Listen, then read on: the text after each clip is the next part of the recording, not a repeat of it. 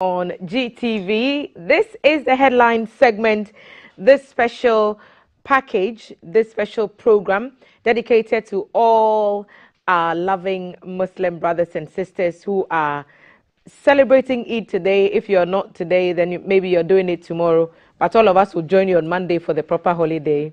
And we wish you well. We hope that God has paid heed to your prayers and has accepted the sacrifice of your fast. And we are very, very honored to be a part of your celebration. Today, massive shouts going to Iman Shop on Instagram for our decor and also Cobra for our costumes today. We are very, very happy to join you in the celebration of the Eid at the table today. As we do every Friday, the ladies have sat with me, but we've chosen the ones that have a special connection to today's celebration. Hajia Hamdatu Ibrahim, former acting chairperson of the CPP, and Shamima Muslim, a member of the Citizens Coalition, also a development communication specialist, our very own Kamala Harris at the table. Ladies, Eid Mubarak to you both. And how are we feeling today? Thank you. We'll say Alhamdulillah. We are feeling good. Fasting. What day is it for you? Matiti was talking about how today is 29 for her, it's 28 for some people. Yes, it's 29. It's 30th today, isn't it? For those who started on. But so they are not fasting today, right? Yes, yes. But you both are. Yes. So it's the last day for the two of you. We started on Friday. Actually, I'm not fasting. You started on Friday because you are exempt for some fasting. reasons. But then it's been a long journey. It's a spiritual exercise, fasting, isn't it? Because even for Christians, it takes you on a journey to know that you're leaving something in order to get something else in return. As it all comes down to an end, what are you looking forward to? Shams? Well, so good morning once again, and Eid Mubarak to all those who are celebrating Eid today, and to the rest of us who will be celebrating tomorrow. Eid Mubarak, and congratulations. I mean, 30 days, 29 days of observing the fast is really no mean, feat at all. And for me, my personal expectation is that the way that I have strived to work on the path of righteousness, that I would continue. Usually it's almost like a sudden break. After 30 days, people go back to factory mode, and we don't want that. The month is supposed to be a reminder. It's supposed to allow you to imbibe some values that you may have forgotten about or regressed in over the month, and that's why it's annual. And to remind us about our purpose, on this earth. I mean, if you can't figure out how you came to be, you must definitely believe that your being here, being present on this space, in this earth, is as a result of some divine. And so you must, wherever you are, I always say, whatever faith you subscribe to, you must strive at all times to live to the ideals of that faith as much as you can. I mean, human as we are, we would err, which is why Allah tells us that He is oft forgiving and He loves to forgive. Once we recognize our shortfalls, our sins, we must always hearken and cry to Him and seek forgiveness. But He also warns that do not seek forgiveness constantly and go back to do the same things you're constantly seeking, forgiveness. Or it means that your heart is hardened, and we must all pray against a hardened heart that, is unable to really heed to the cause of Allah. So let us be guided, especially as an ummah, as a Muslim community, to reflect the true teachings of the faith, because it is our duty, and we are always told that the best jihad is the jihad of good example.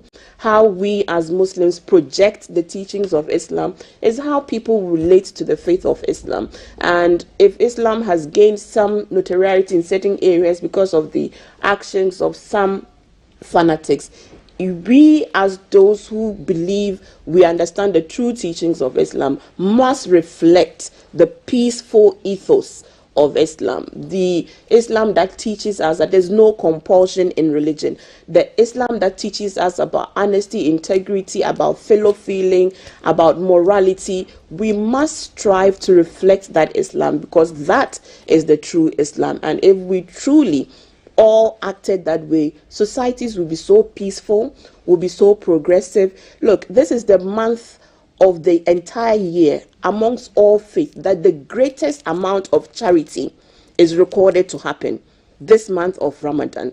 And we have this particular month also had Easter fall within it, also had the Jewish Passover fall within it, all three major, Abrahamic religions. And so we are saying that if we are able to show the world that the more you have, the more you should give. And even those who didn't have, we strive and we're struggling, to do charity, because we know the benefits of charity. And if we imbibe this value of brotherliness, of fellow feeling, imagine the numbers of people who don't have, who would also be held along. Imagine how society will become better, because we as members of society, those who have, those who don't have so much, are all working together to lift and carry along those who are really in the lowest of the rank. And imagine the social vices that will reduce, because we are all committed to building an equal and a fair society, a society that takes care of its most vulnerable. These are the values that we must not forget into the next Eid period, or into the next Ramadan. Right. I wonder what you'd have to add, Hajar. Yes, that's why I was smiling. Because, yes, she has said it all. But I'd like to take this opportunity to wish my good sister here and all Muslim brothers and sisters Eid Mubarak. We've gone through 1 month period of Ramadan. As my sister rightly indicated, we shouldn't change and go back to our old ways of doing things. Some people suspend their, should I say, bad behaviors during Ramadan, but it shouldn't be so.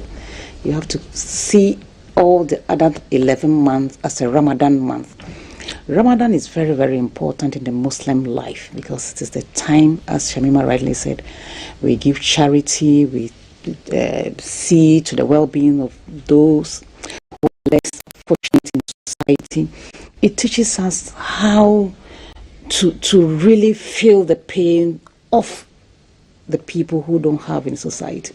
When you go to our mosques during Ramadan, you like it, because the way we try to take care of our mosques, especially because some people come there, they don't even have anything to break their fast, and then if you just give them one orange or just a slice of bread, the way they receive it with some kind of honor and dignity, you, the one giving it out, feel satisfied.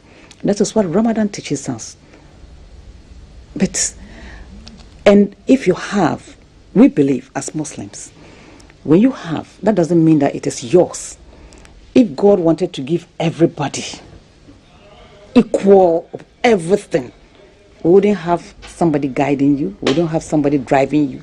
So the riches of other people is given to somebody. That doesn't mean that you keep it to yourself. You have to share. And then we believe in giving. And then giving has its own reward. It has its own reward. Don't say that because, this one, if I give it out, how can I take care of my family the next day? You'll be surprised, Thelma. It comes in folds. You don't even believe that where it is coming. We are taking care of our mosques, 2-3 mosques at the same time, but we are always there. You get the resources.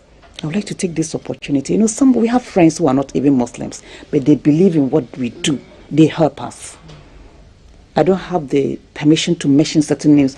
I would have mentioned, because some people even surprised me this Ramadan, because they know what I do in my area. We cook food. People bring me food items to help my mosque, because they know when they give me, I won't pack it in my house. I'll give it out. This is something that people should learn, not just Muslims. We have to be each other's keepers, because it's very, very painful when you see a little child, when you see an old lady, when you see somebody walking from morning till evening, the person is not able to get even one meal, and you have it in abundance. You keep it. Some even people throw food away. Ramadan teaches us all this. In Ramadan, because of the way we give, we continue to give, and God blesses those who give. Even Christianity said that the hands that give us never lack. So this Ramadan, even though the weather was a bit terrible, but we've gone through it. 3 days ago, I visited a brother who is a minister. He said, Haji, are you fasting? I said, yes, I'm fasting. That your face doesn't show that you are fasting. I said, it is the Rahmah of Ramadan.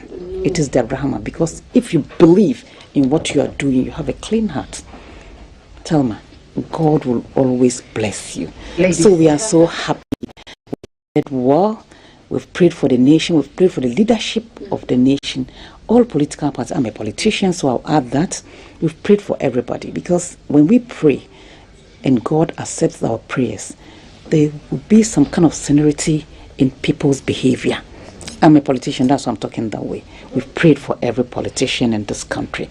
We prayed for success, because when we pray in a negative way, it is like kun faya kulu. She's sitting here. So that is why the last 10 days, that's why my face is looking like this. Look at Shamima's face. We don't sleep. You stand on your feet from 12 o'clock to 3:30 a.m. We are praying and crying unto God to bless the nation, to bless us. And it's a month of forgiveness. Yes. So you don't have to hold anything against it. If it's a month of forgiveness, it's a month of blessing. So if you are asking God forgiveness, why won't you forgive your fellow friend? Why won't you forgive your fellow friend? I am so inspired, because it's intense when you attempt to do these things and do it right. And I've made many attempts and I've failed many times, but the desire to keep going, yes, and the fact that you know that you will get it at some point. I just want to say well done to you both, and well done to all of you who joined this Muslim fast. And of course, we are at the table, so we can mention the names at this table. But every one of you who watches us, Alhaji Dauda, Alhaji Hamza from Pig Farm, all of you are Muslim ardent viewers who constantly watch us. Abdul Hai Mumin, you and your family in Tamale, we want to wish you well. Mutalaisa, all of you are Northern correspondents, all of you who do exceptional work for us here at the GBC. We just want to say congratulations. Hold on one more day. Tomorrow we will eat. Okay? And those who are owing, pay. To GTV for, taking time and also celebrating with us, because optics matter. We are in a diverse society, and I, as an ardent advocate for inclusion and diversity, would have to recognize the extra step you have gone to identify with members of the society, because we are all different. We can't all belong to the same faith. But when we respect each other and we're open to embracing each other for what we believe in and stand, we can only build a cohesive society. And the media is critical in presenting these images of unity, understanding, love, so that members of the society who watch, who listen, would know that we are stronger together, and we mustn't allow religious, ethnic, and other divisions to divide, our nation and, prevent us from really attaining the development that, is required. So thank you to all of you who are celebrating with us and looking the look. We are trying. We are trying. Mentioned from the beginning how we sort of carry ourselves, how we comport ourselves. That will give maybe a positive image of our religion. And our religion teaches us to live peacefully with our neighbors. Yes. Who are our neighbors? The other religion. You understand? So Islam stands for peace. But the human behavior is the human behavior. So at times I feel bad when they associate the religion with people's behavior. So I'm calling on my brothers and sisters, because the way we are even going to celebrate the Eid will even tell a story. Some people motorbikes and be misbehaving on the road, and then they say, "Oh, Master Tibio, they have started the thing again." It pains some of us, because how can you fast for 30 good days, asking for forgiveness, crying in the night, and the next morning you go and disrupt traffic, go and do certain things that will give the religion a bad name. So I'm pleading with our Muslim brothers and sisters. Let's celebrate this Eid. Let's go and pray and go and cook and invite our Christian brothers and sisters and all other religions to come, because we enjoy feasting, you know. We enjoy inviting people to come and celebrate with us. That is what we are going to do this time. We don't want any pin on the road. We don't like it because National Chief Imam has been condemning it. And we have to respect our leadership in our religion. Haja Hamdatu Ibrahim and Shamima Muslim panel for this special Eid edition of GTV Breakfast. This is the headline segment. Follow our social media handles GTV Ghana, and we want to say a big thank you once again to the vendors who made this look possible for us, our costumers, Kubra Costumes, and also Decor by Iman Shop. We say thank you for sorting us out with these things. Let's look at what the stories are in the newspapers this morning. Daily Graphic bringing us details on a trip to the office of the president by some JHS students. And we are told they dazzled the president when they showcased some road safety innovations at Jubilee House, dominating the front page of the Daily Graphic. Petroleum rakes in $1.43 billion in 2022. We are told is the highest production in 2010. Energy Minister leads ECG to retrieve debt. You know, the ECG has been on a drive to collect some of what it's owed by some companies and also individual consumers. Constituency Watch focusing on Sekondi constituency. Some say it's Sekondi, city with unique landmarks is what they're saying. Media Coalition calls for a repeal of regressive laws, also on page 16 of the Daily Graphic. The Finder newspaper, Fauzia Jamaldeen defies all odds to grab 3 awards. Always a joy to see a hijabi woman breaking ceilings. I'm sure Shamima will be very, very proud. Hadia is also nodding in approval. Access Bank fulfills the dreams of 50 women with seed grants and capacity building. $2.5 million of crude missing at Tor. Energy Minister is saying disturbing reports about fathers sleeping with their daughters in the Western region, and some of these details we do not want to hear. We must quickly condemn. Police reject power theft report. Yesterday, the police issued a statement countering some reports in media circles that one of their police stations has done some illegal connections, and ECG is on to them. Photograph of IGP Dr. George Ekufu Dampari, as well as ECG MD Samuel Dubik Mahama with that story. Other stories, the Ghanaian Times, Ashalebotre Meda, state secures court order for DNA tests, so that matter still brewing. Treatment for COVID-19, is it a win for the herbal sector?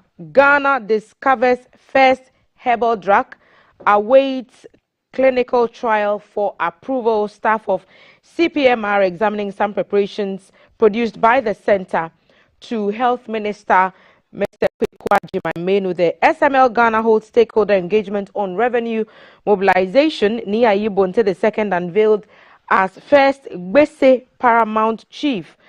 Other stories, will resist government attempts to undermine MOU on pension scheme. Organized labor talking again. Debt restructuring matters still lingering in the background. These are the stories in the newspapers. Ladies, I'll give you the opportunity as always to pick your thoughts of the day. We call the rant, and then we'll get into the details of the stories for this morning. Who wants to go first? Shamima? Well, I don't mind going first. Okay. But I don't know if it's a rant, but well, it's a reflection based on some activities that has focused on the media itself. From last week, a number of things have been happening in the media front, and I think it's critical that, you know, I commend what's happening now in terms of the meeting of minds of key media stakeholders and initiatives that are coming out to really focus on media development and highlight the challenges. Started last week with the publication of this latest magazine.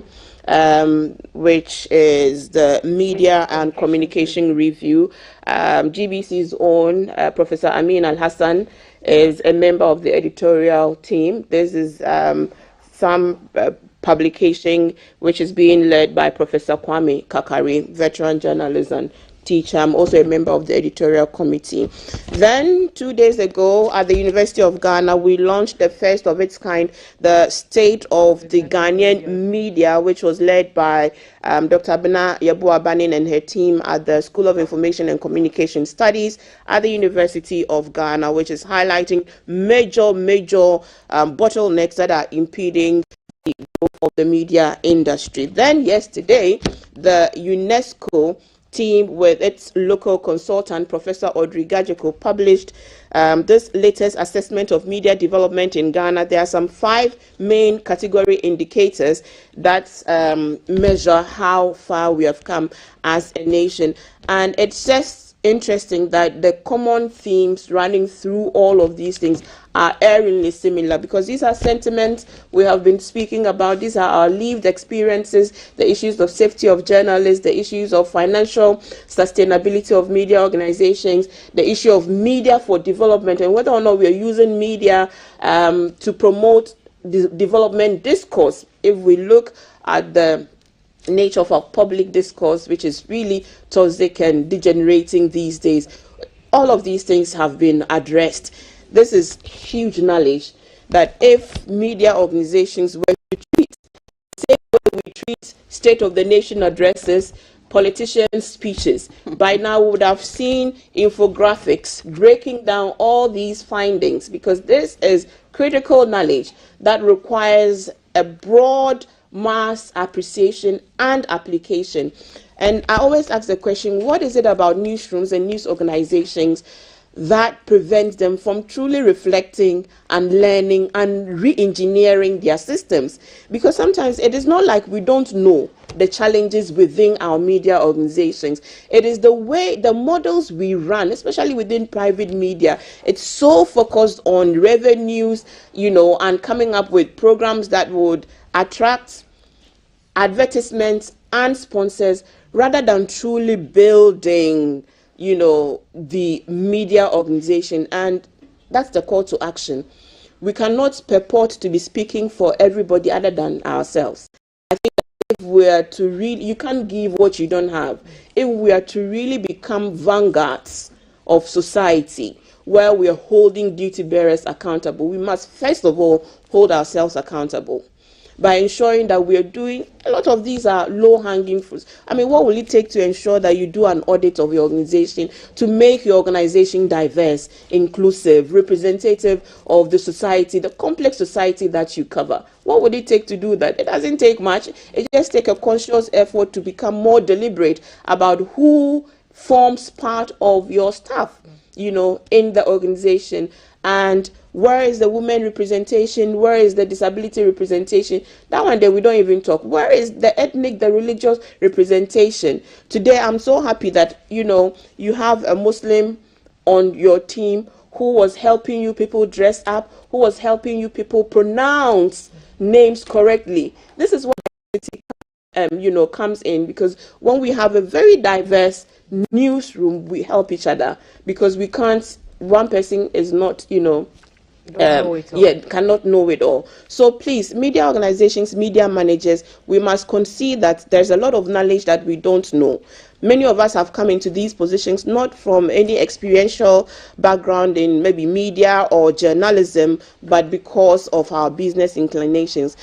Because we lead a critical sector like the media, we must create the spaces to learn and to understand some of the theoretical underpinnings that should guide the way a media organization should operate. So by all means, please get access to these publications. Please read about some of the key challenges, and please, together with your staff, your management, see how best you can initiate interventions that will resolve and bridge these gaps that we have identified. Yes, media is stressed financially, which means we must begin to think of other business models. Business. So how do we do that and still ensure that we use media for the public good? So that is my rant against our own selves this morning.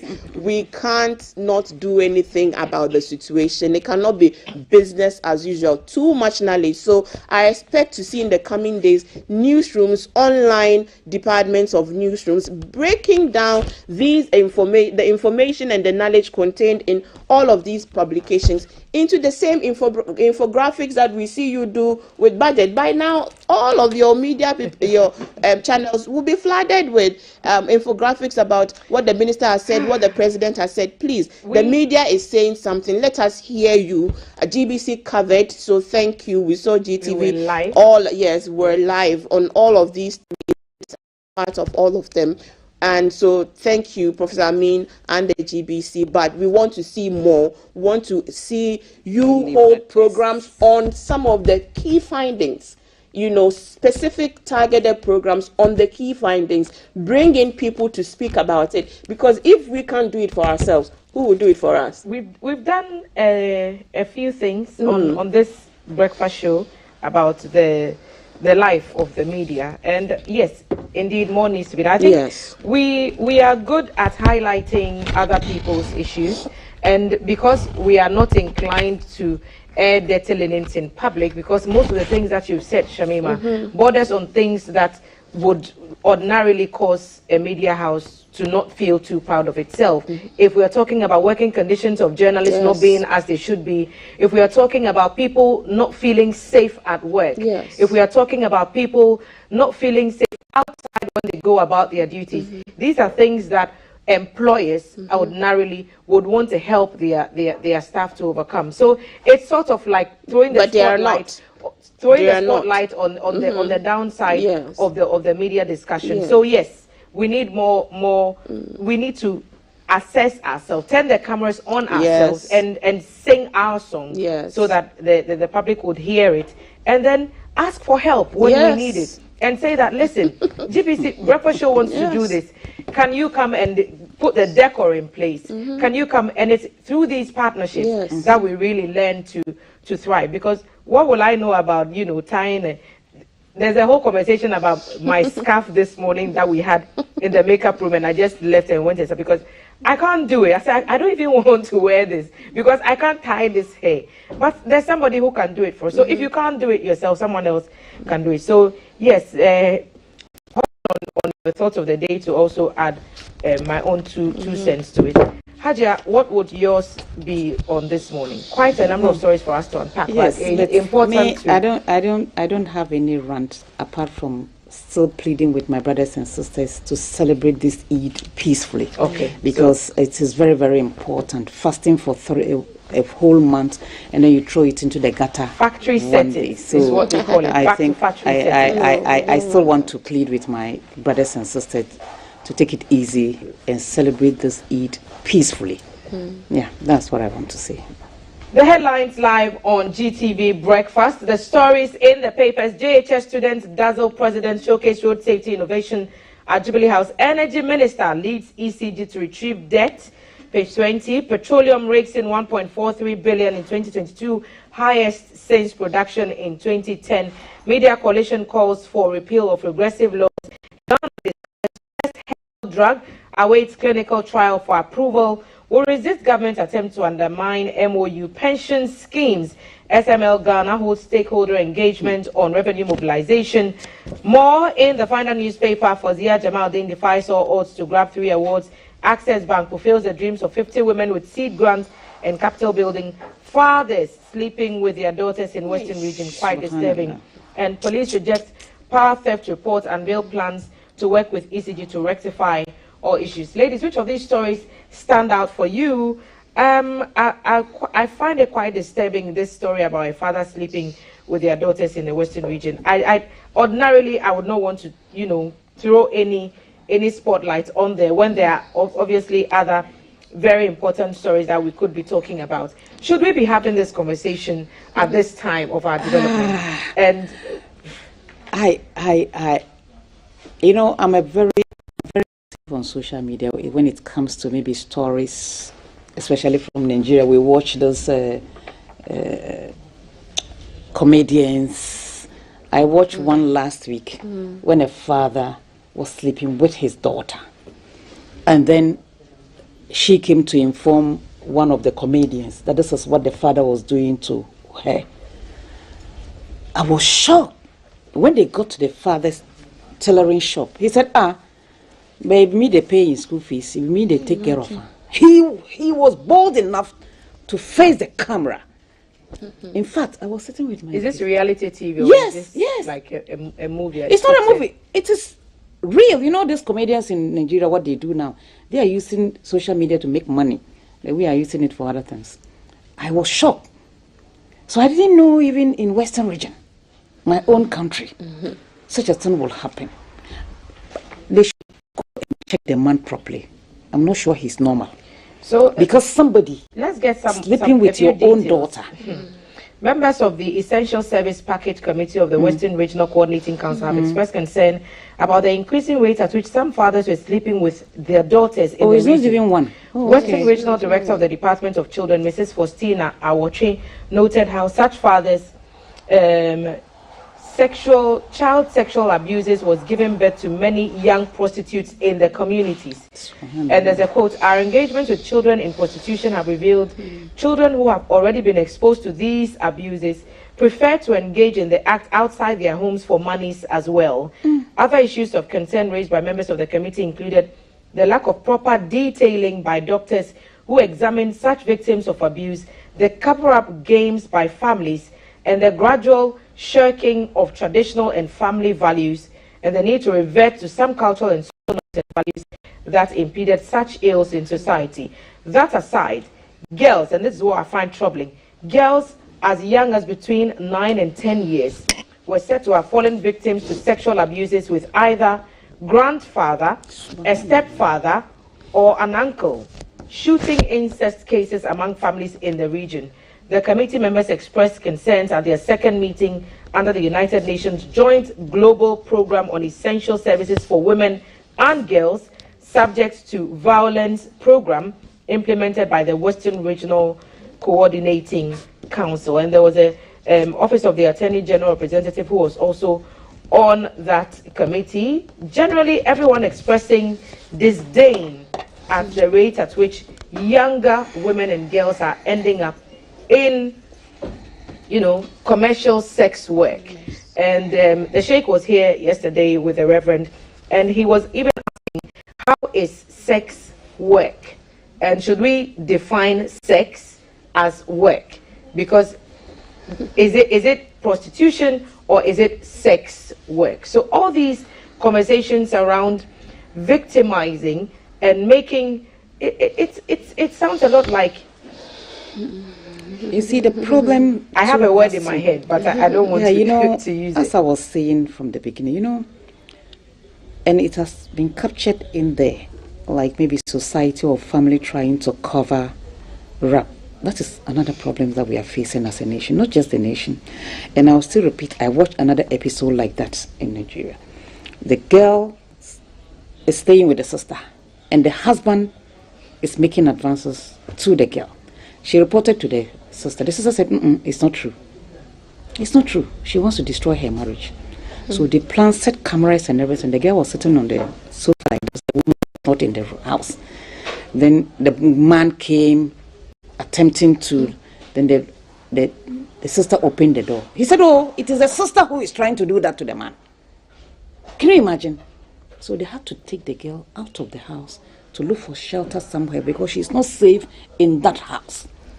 What is society turning into? Because this is criminal. I mean, why should you even take us 9 years? Offensive. How can you be at, even 9 years? Some even go as low as 2-3 years.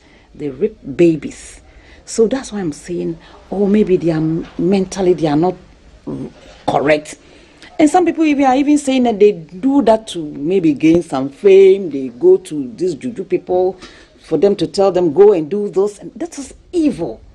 It's evil. How can you don't simple 9 years old being sexually abused by stepfathers to take a young and then child. the punishment at times, the punishment is not a kind of deterrent to the people. That is why they continue to do that. But I think 3 days ago, I saw that somebody was jailed, is it 20-something years, for raping somebody. Yeah, you see. So I think that, in fact, it's painful. It's painful. That is why mothers, we have to keep an eye on our children. We have to educate them. We have to tell them the do's and don'ts. Some people leave their children to be loitering around. They don't even know their left from their right. Let's not forget, as we are having a conversation about protecting the daughters and empowering the woman and the girl, let's not forget that for a lot of young men, abuses also happen. Yes. Yeah, of course, and of course. I've heard harrowing stories of how young men were abused by older women. Yes. More often than not, a young man's first sexual encounter is with an older woman. So it's not us picking on, we are not protecting the girls and leaving them. We should address all these issues as a collective and make young people aware of their rights and the limits that they can let other people access their bodies. I don't know whether you've read this story about a teacher who sexually abused her student and she's not pregnant.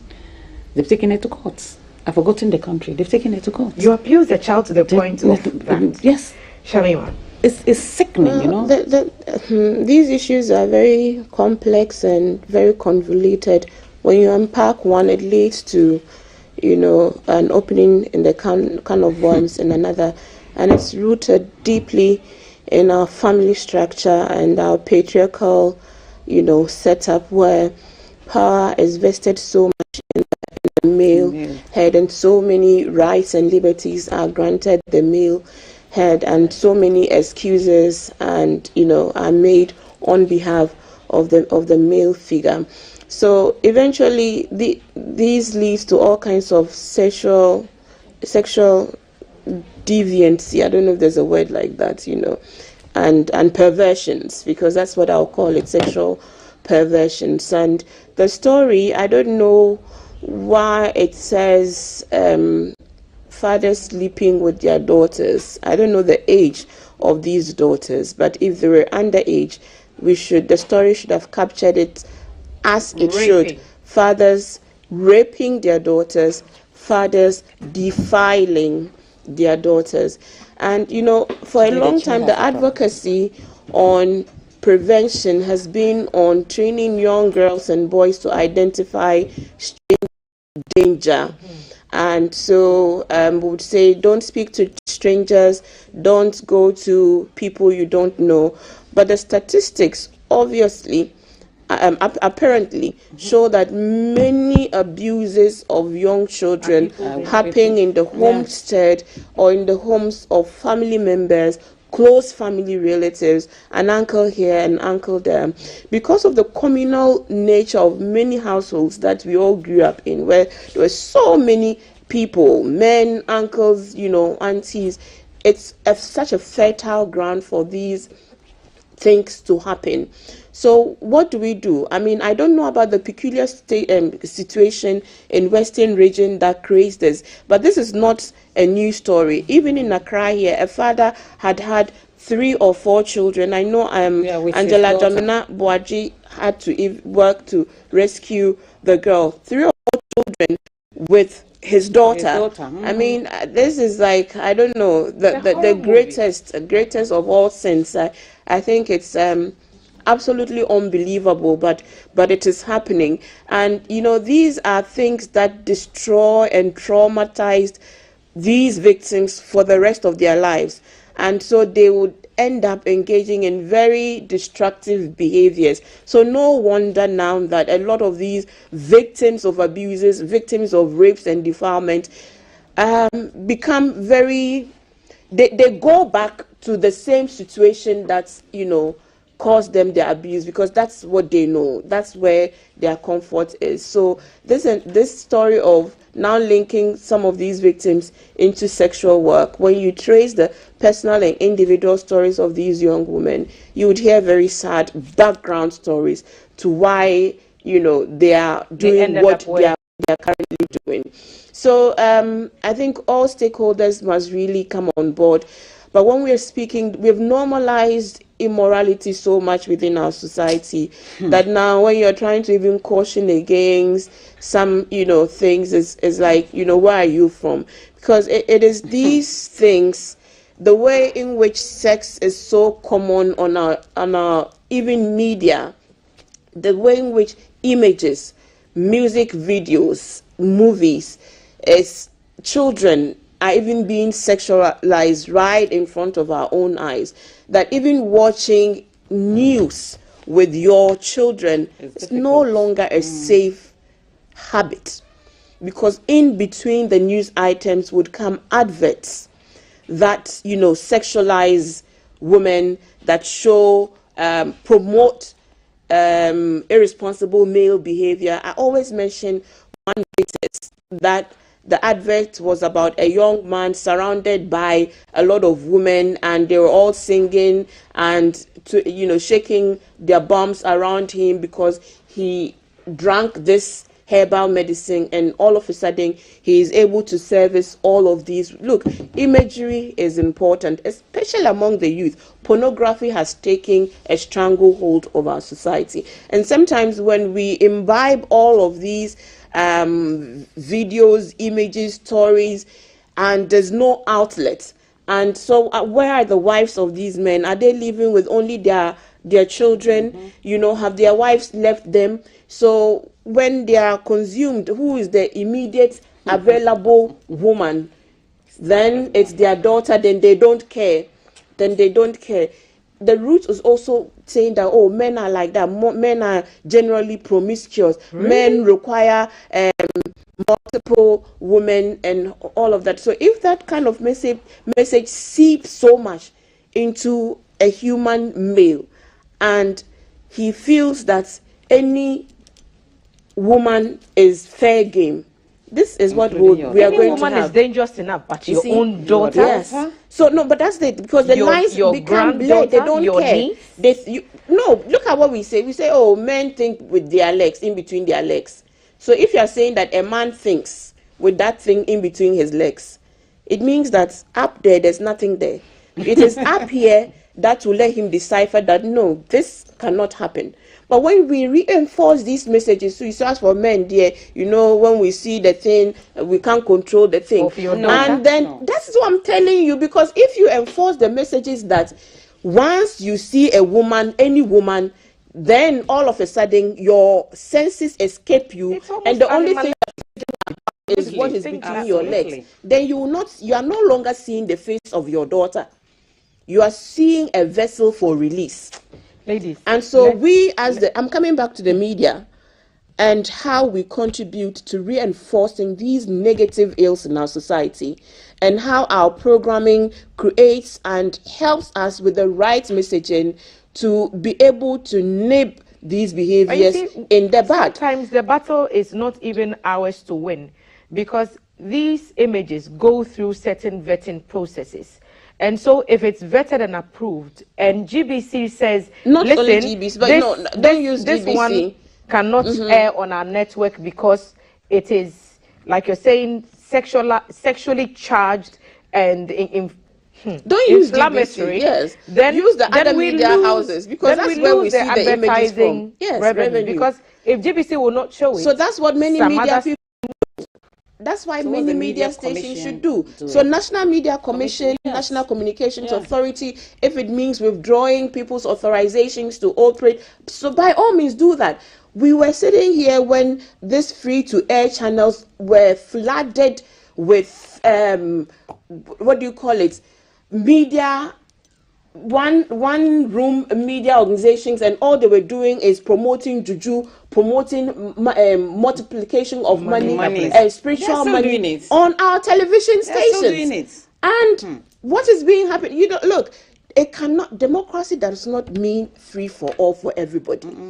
Democracy is about leaders that envision an ideal society for its people and ensures that they are building that ideal society through what they allow to happen within that society, through the information, through the stories, through the images, through, you know, what they allow people to do. You cannot leave it into the hands of profit-seeking entities to destroy the fabric, especially the moral fabric of your society, and then sit back and now say that we are worried about corruption. This is where it starts from. When we can't discipline ourselves. And I'm happy you mentioned about the boys too. Boys are being abused even by men.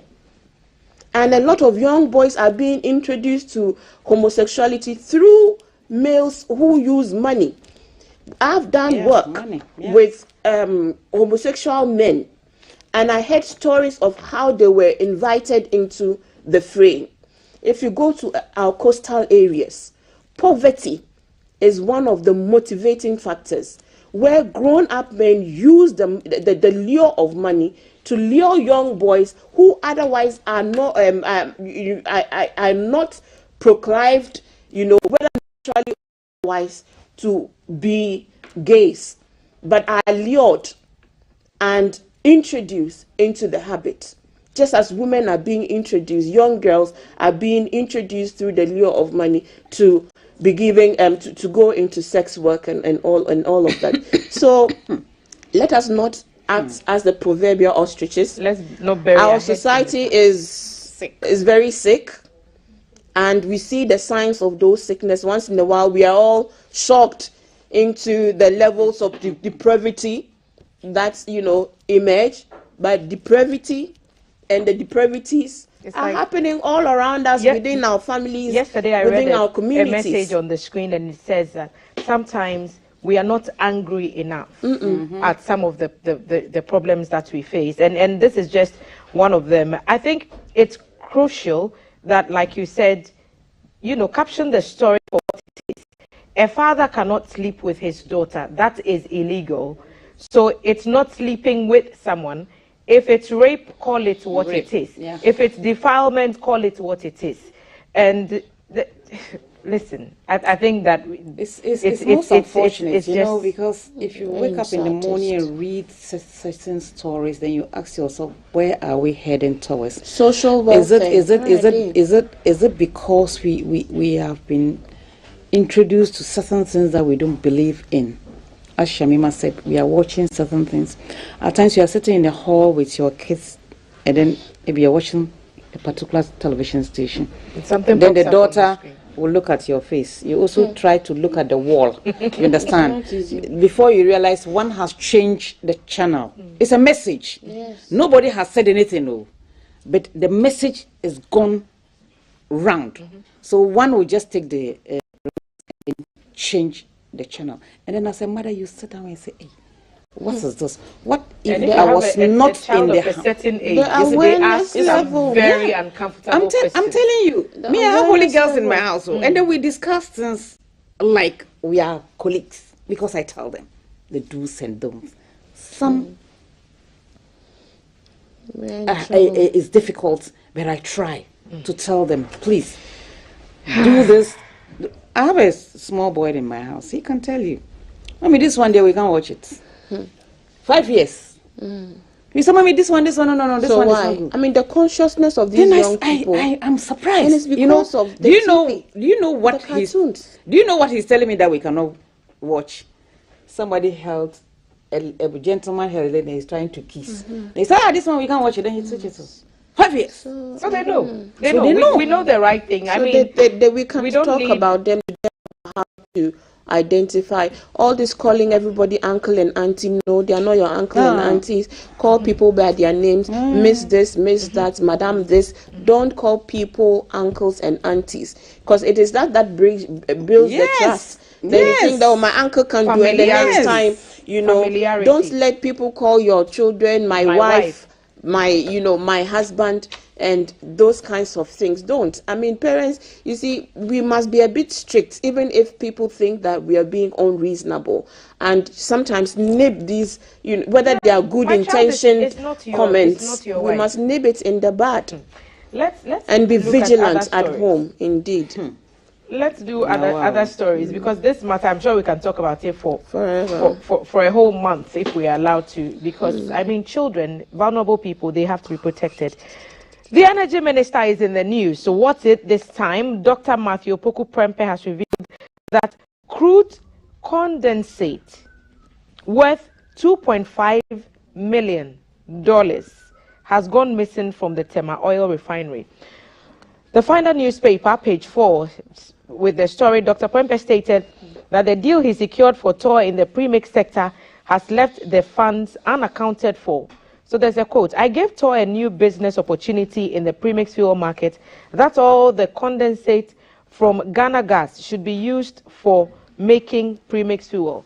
The last time I heard, over $2.5 million worth of condensate has gone missing from Tor." He assured the public that the government is doing everything possible to revive the refinery following an appeal by workers. Yes. So Tor workers were on a demonstration and they made a number of demands on the government. Of course, their working conditions also in there.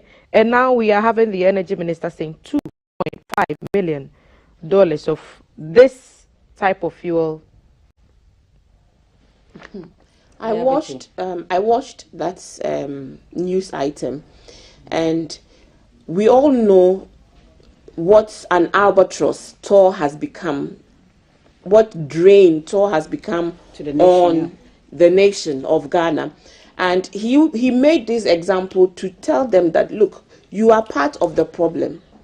You know, of course, the workers are not the only problem, because we know that some of these things are the workings of a very deep system of cabals and criminal networks that have worked to ensure that Tor never survives. Hold on to that thought, Shamima. Let's step out for our guys for a live report, and we'll be back to talk about this Tor issue, because this week it's been quite topical. Alan is out and about in town, and he's ready to give us some details.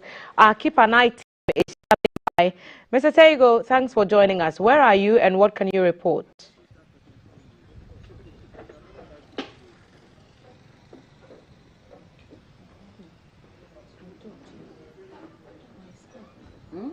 Hi, good morning, Thelma, and thank you very much for coming to us. We're coming to you from the Nungwa Junction Mall Enclave. A week ago, I brought you a report from the Obechabi Lamte Circle, where we mentioned how the construction works going on there for an interchange has stalled. And we have made a series of calls to the contractor, who's refused to comment on the issue. This week, we're coming to you from the Nungwa Junction Mall Enclave, where a similar project ongoing seemed to have suffered the same fate as that of the Obechabi Lamte Circle area. What we have currently ongoing here is a beautiful, beautiful flyover connecting Lashibi, Nungwa, and Tema. And so the road construction or widening works covers areas from part of the Tema Beach Road and then all the way towards Accra, connecting also Lashibi to Sakumono and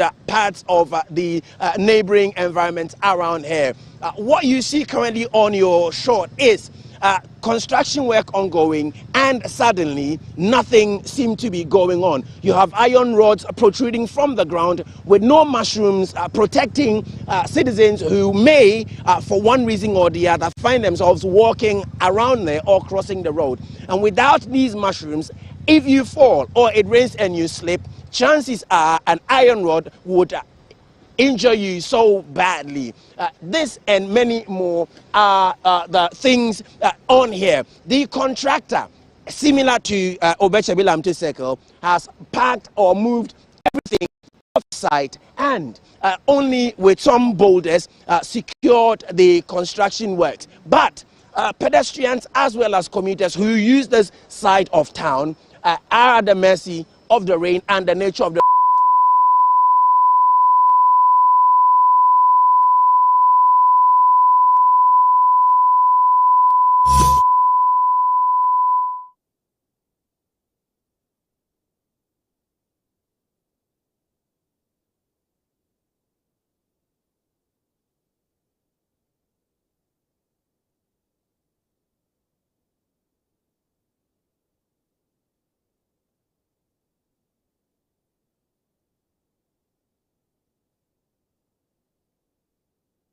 I think we've lost some of our audio on that clip there, but Junction Mall at Nungua is where our team, Daryl Alantego, was reporting from. It appears that project has also stalled, and we are not quite sure why. Last week we were at the Obechebi Lamte project site, and that also appears to have stalled. No indication as to why that has happened, but it appears from what our team on the ground have been able to gather that the contractors are not on site. So this is the aerial view of that Junction Mall project. Alan and the team have just been reporting from there.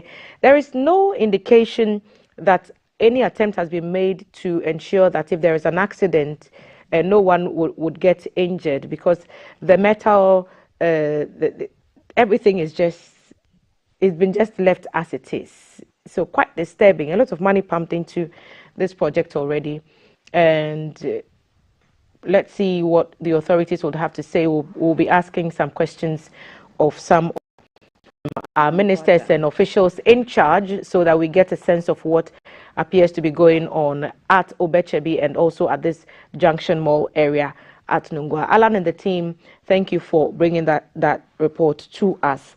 At the table still, Shamima and Hajia are here helping us understand what's happening in the newspapers concerning TOR and the Finders report of the energy minister's comment that $2.5 million of crude condensate has gone missing. That amount of crude condensate has gone missing is what the energy minister is saying. Shamima was talking about how some things benefit some people, and so they are interested, and other things don't benefit other people, and so they are not interested. Let's wrap it up, and then I'll pick Hajia's thoughts on that as well. The big question is, how is it that a country 66 years on, a country that has found oil, I think I was on the trip that went to Singapore to see our first FPSO. It was a dawn of renewed hope that Ghana was now going to join the League of Oil-Producing Countries. Yeah. There was a lot of caution at the time that we should work very hard so we don't experience the Dutch disease, where the oil becomes a curse rather than a blessing. There were many who saw it as an opportunity to revamp our Tema oil refinery. But alas, those dreams were never to be realized. There's a demographic report, and it's also on the front page. Petroleum reaching $1.43 billion in 2022. So it's a similar tale, but this time it's talking about what the state has benefited from these petroleum resources that we have, and how much money in dollar terms that has brought in. So we are told that in 2022 that was $1.43 billion. Daily Graphic story on page 16, and the highlight is that the increase in revenue could be attributed to the favorable international crude oil prices, which were higher than estimated ones. This was welcome news, because in 2019, at the height of the COVID-19 pandemic, we all know what happened to the oil sale and how it affected prices. So it's two things. On one hand, we are getting some money. So on another hand, 2.5 million. Not through anything, not through any initiative, any genius initiative by ours. And remember, we're talking about crude. And the problem is that why are we exporting majority of our crude when we have a Tema oil refinery? Why is it that even with our own share of the crude, why are we exporting that and importing petroleum products? Please, can you answer that question? I mean, what genius must it take that we are the nation that requires petroleum, and we have shares in our oil fields, and we get a share of our own crude? Why are we exporting our crude outside and importing petroleum products? Please, does it make sense? Please, let it make sense. Maybe we don't understand how these things work, but I don't understand how a president can promise a Ghana beyond aid and promise to change a Guggisberg economy to a self-sustaining, what do you call, import-led one, and then export-led economy where we are producing and consuming most of our products, and yet we have a Tema oil refinery which has been rigged with debts since its entire lifetime, which is capable of being profitable. but which won't be allowed to be profitable because some people benefit from the status quo because they are importing finished products at margins that are crippling everybody, and still we cannot have any reasonable levels of petroleum prices. What is the point? I mean, Africa, are we cursed? No, the past we two must be pricing cursed. windows, petroleum prices have come down. Recently, there's My been sister, slight please increases. stop all these minimal gains. We are not talking about these minimal gains here and there. People are suffering. We have, our president has told us that it is a travesty that we sit on the richest continent. Can you mention the rich resources we have as a nation? What is it with our leaders? Since independence, you cannot say any sector of our economy that has been transformed really and truly by our resources. And we continue to be primary exporters of those resources. And we'll come and throw in these figures. We have made these gains. My big toe. Sorry. We have gone to IMF. First country in the sub-Saharan Africa, we pride. Where I sit, the same country to break the sit, IMF 17 times, please. Where I sit, my heart bleeds. Families. As Shamima said, we are now in a country that we produce oil, and we still send the oil somewhere to be refined, and then we buy the finished product. It doesn't make sense. I can't think far. You understand? Because what Dr. Nkrumah thought of so many years ago, and the reactionaries thought that he was running instead of crawling. This is what has brought us to this state of mess. We are in a mess. We are in a mess because we are buying everything from outside. Toothpick, everything we are importing. And tomorrow, they are, instead of you to also work in such a way that you'll be able to sustain this national edifice. Petroleum products are being missing. We can't account for it. And the minister is telling us that the government is doing something. At least within the next 2-3 weeks, the minister should come back. My very good brother, Dr. Prempeh Napo, good morning. I like that initiative because now, when tall people were talking about condition of service and what have you, now the minister has told us that even this was there for you to also do something, and the place will be active, and Ghana will get money, and then you also get some good remuneration, isn't it? Now it is missing, just like the excavators, they are missing. How can oil get missing just like that? Volumes. You see, we are in a country where we sort of crime scene. We sort of encourage criminalities. People do things steal. But somebody will go and steal Kobe or more money to go and feed his family because of hunger. The person will be in jail. And people are involved in big crime in this country. They go scot-free. I think we have 2 constitutions in this country, and we have 2 laws in this country. How can we be sitting on wealth and we are poor? How can this happen?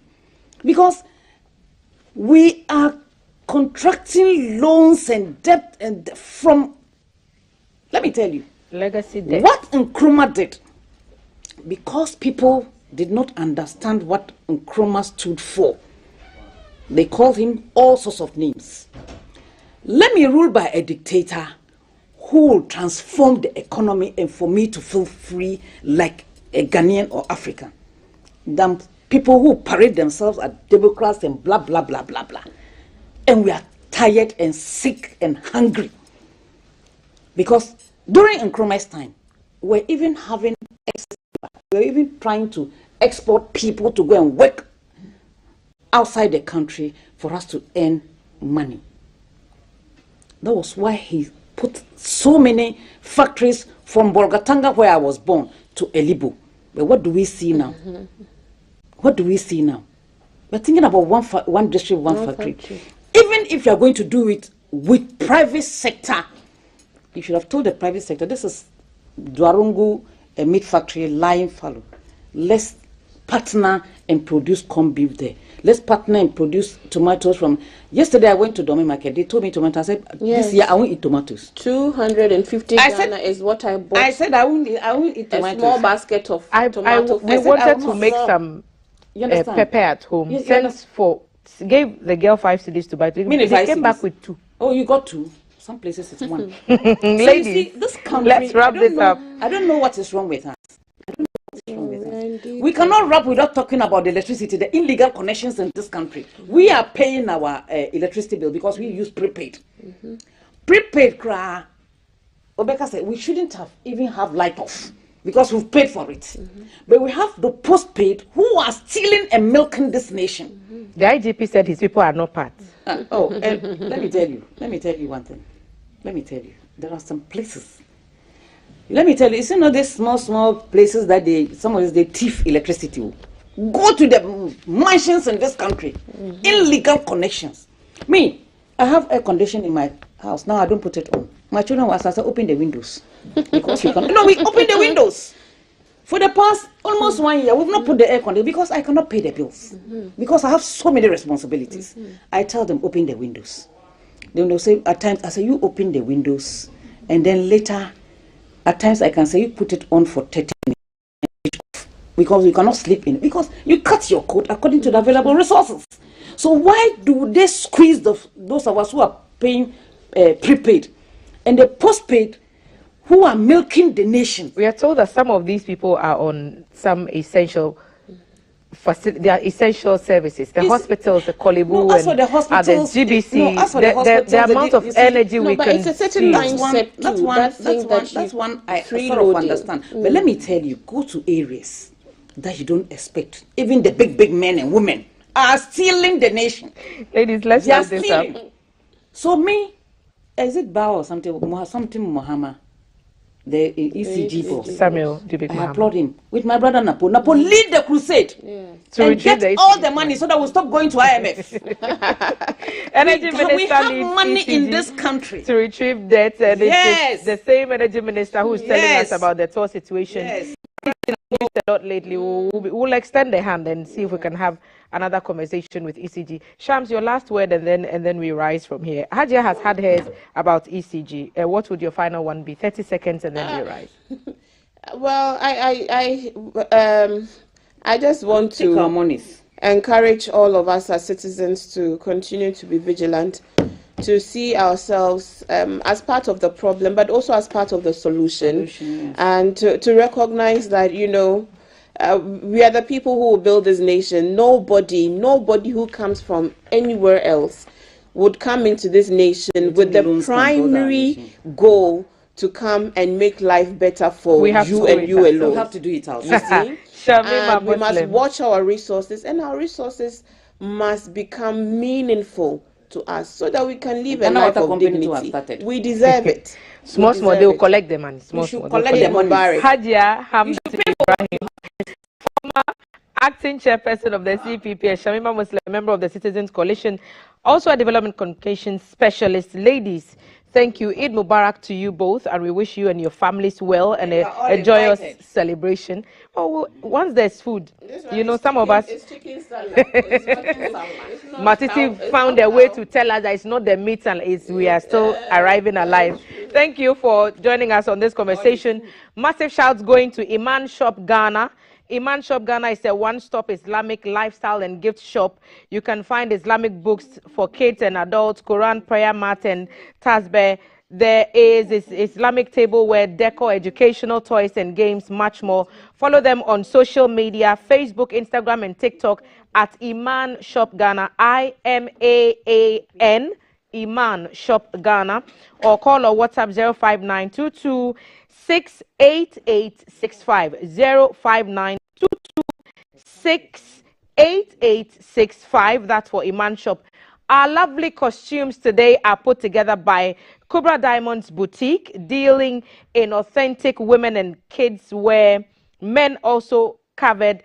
For original sourcing, go to Kubra Diamonds Boutique and you get all your needs. Located on the Abekan Road, Adom Junction, near Ghana Telecom Business School. Call or WhatsApp 053 053-180-7275. The number 053-180-7275. Follow Kubra Diamonds Boutique on Facebook and IG. The tagline they always say, serving you fashion and giving back to humanity. So Iman Shop and Kubra Diamonds, thank you so much for making our Eid celebration oh so special, and we are honored to be a part of your celebration. If you do celebrate, we wish you Eid Mubarak. Next on our show, we are having a chat with the legend Jeduble Ambole will be sitting with us today. New school music with Kwame Eugene also in the making on your